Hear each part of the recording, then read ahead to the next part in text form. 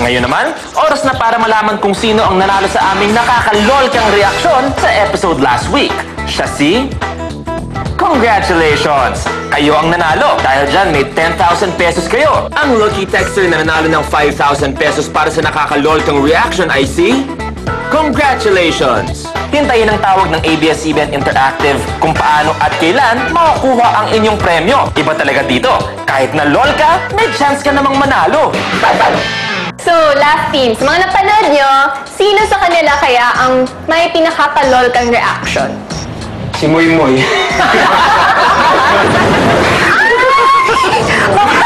Meron pa isa. Oh, yan. Hello, kabayan!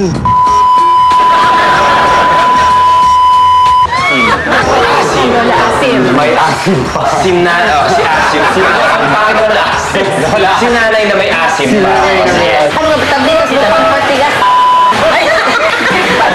Nag-good time ka na, may chance ka pang manalo ng pera. Sino sa tatlo ang nagbigay sa inyo ng pinaka-nakakalol kang reaksyon sa linggong ito? A.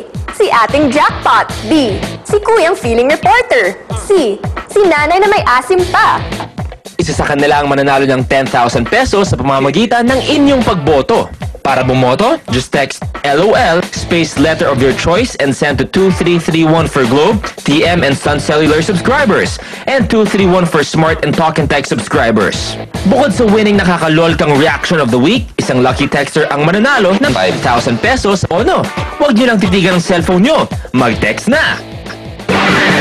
Last team, gusto na malaman ni partner. Are you guys ready? Yes! Yes! Dahil kami ni partner, ready na magpasalamat sa inyo for...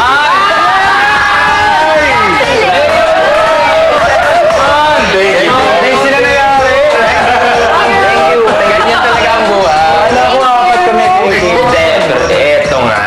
Siyempre, thank you for being good sports. Pero kanina, si partner na, nasa labas kami. Jobert, may nakakuha ng mata mo. Yung meron talagang natipuhan ka. Napahirapan ka na namin kanina eh. So ngayon, may consolation. Uy, grabe! Parang mukhang maganda to! Mukhang maganda to, bro! Feeling ko lang. Tsaka para at least nakikita nila isang magandang mukha. Jean, pasok.